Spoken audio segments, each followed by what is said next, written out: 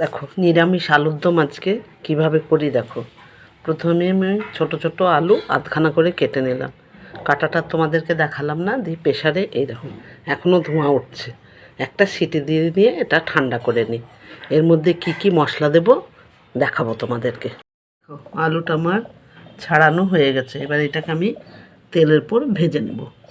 দিয়ে এই যে এইটা আমি ফোড়ন দেবো, এলাচ, দারচিনি, লবঙ্গ আর হচ্ছে গোটা জিরে, দুটো শুকনো লঙ্কা, তেজপাতা, এই মটরশুঁটিটা দেবো, বড় একটা সাইজের টমেটো, এইগুলো বাটা দেবো, আদা, কাঁচা লঙ্কা আর গোটা জিরে। আদাটা একটু বেশি করে দেবে, জিরেটা একটু কম করে দেবে, অল্প করে, আরও অল্প দিলে ভালো। এই দেবো, আর দেবো একটু আমি তেলের মধ্যে এই যে হিং আছে, একটু হিং ফোড়ন দিয়ে এইভাবে আমি আলুর দমটা করব। আর নামানোর সময় একটু যে জিরে ভেজে রেখেছি কড়াতে তেলে, ওইটা একটু নামিয়ে দেব। আর একটুখানি গরম মশলা দিলেও হবে, না দিলেও হবে, গোটা দিচ্ছি। এই দিয়ে আমি আজকে আলুর দমটা করব। এবার আমি কড়াইটা বসিয়ে দিয়েছি, এবার আমি তেল দিয়ে দেবো, কড়াটা গরম হতে থাক, আলুটা ভেজে নিই। কড়াটা গরম হয়ে গেছে, এবার আমি খানিকটা তেল দিয়ে দিলাম, একটু বেশি করেই তেল দিলাম, একটু স্পাইসি তেল হবে, আলুর দমটা খেতেও খুব টেস্টি হবে। গরম হয়ে গেছে, এবার আমি আলুটাকে ছেড়ে দিলাম, খুব লাল লাল করে এটা ভেজে নেব।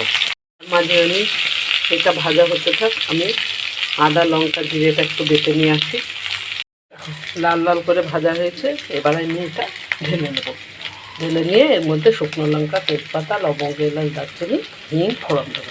ফোড়ন দিলাম, এবার আমি টমেটোটাকে একটু ভেজে নেব। টমেটোটাকে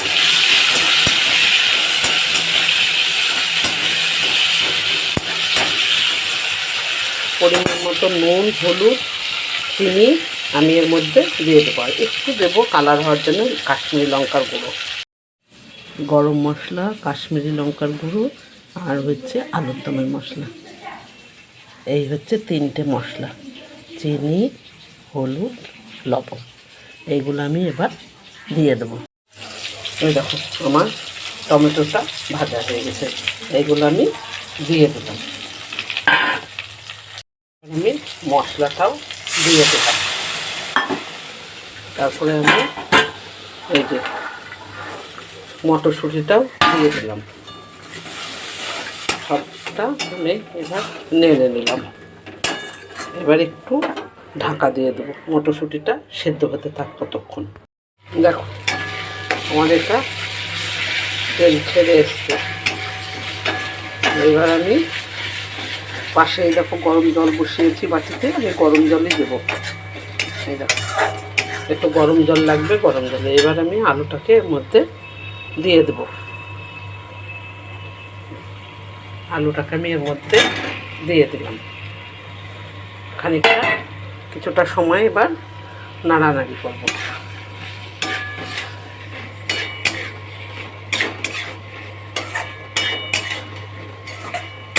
সামান্য পরিমাণে জল লাগবে, আমি একটু জল দিয়ে দেবো। নুনটা তোমরা দেখে লাগলে পরিমাণ মতো দিয়ে দেবে। দেখো এবার আমি খানিকটা জল ঢেলে দেবো এর মধ্যে।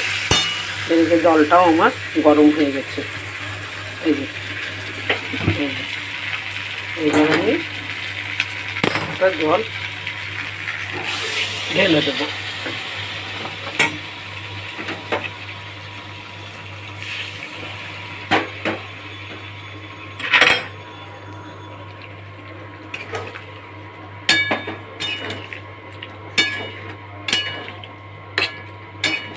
এবার একটুখানি ফুটলেই, যেহেতু গরম জল দেওয়া আছে, অল্প একটু ফুটলেই হয়ে যাবে এটা আলুর দম।